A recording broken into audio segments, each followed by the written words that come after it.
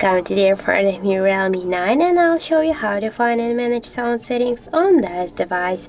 So first we should go into the settings application, and after that click here on the sounds and vibration section. Here we can set it down the start mode. We can turn it on or turn it off. We can set a schedule, the start time and end time of every day, for example, or just for selected days. Also, we can hear a lot notifications. We can allow messages from just anyone, contacts or contacts only, and also the call settings. Here we can also activate the ring for repeated calls and to mute media in don't disturb mode. Here we can also turn on or turn off the silent mode, the vibration mode, and the ringing mode. So here we have the volume panel, the media, ringtone, notification, and alarm volume panel. We can switch the volume of each of those volume panels just by swipe to the left or to the right side as dots.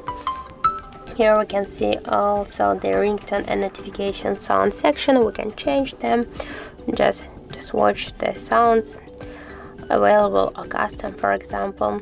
Here we can also activate the vibration on ring mode, and to activate or turn off the haptics and tones, the system haptics, the dial pad tones, screen lock unlock sound, screenshot sounds, deletion sound, the fingerprint animation sound, and also the touch screen sound. So all of these options we can turn on or turn off just by clicking on each of the switchers here. And here we can see also the real sound technology section. We can switch the smart to movie, game or music modes. And we have also here the advanced section settings. We can switch the volume button function.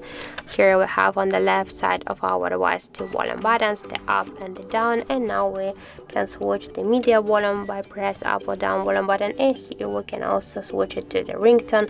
So now when we'll press up or down volume button, we'll switch the ringtone volume.